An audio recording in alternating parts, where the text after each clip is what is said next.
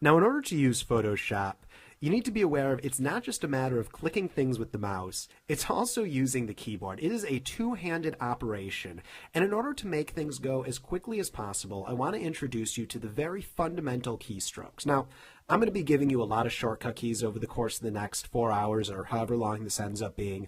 The keystrokes that I'm giving you, the shortcut keys that I'm giving you in this video are the ones that you absolutely need to know. All the other ones are icing, but these are the ones that you'll be using like every single minute of using Photoshop. So before I do that, let's add in an image just to make this a little bit more interesting. So I'm just going to add in a sand dune right here, press enter, so there we go. All right, so let me show you the various shortcuts. The first shortcut that I want you to know is Control minus. If I hit Control and then minus, we're able to zoom out. Zoom out is Control minus. You'll notice that I have it showing up on the screen right here. That's just a little program I have to make it easier for you. Control plus allows us to zoom in. So there we go, zooming out and zooming in. Spacebar, if you click and hold down the spacebar, you can pan around the image. Got it? Hold down spacebar, click, and pan. If you hit Control 0, you can have the canvas fit to your screen. So if I zoom out a bunch and then I hit Control 0, it all fits to my screen. Same if I zoom in, I pan around a bunch, Control 0 fits to my screen.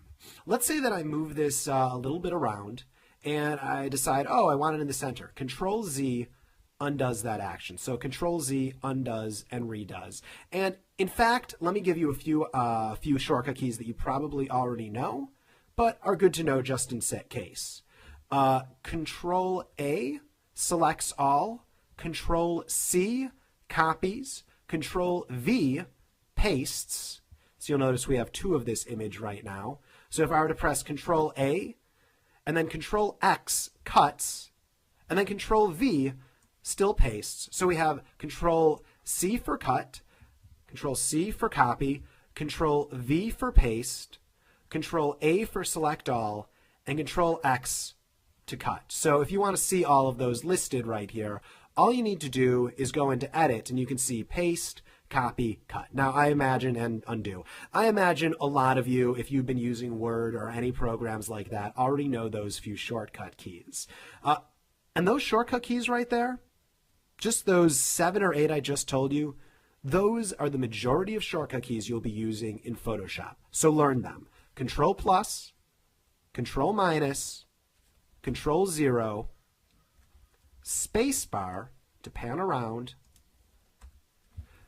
Control Z to undo, Control A to select all, Control C to copy, Control V to paste, and Control X to cut. Let me throw you one more shortcut, and then we'll move on to actually creating something in Photoshop.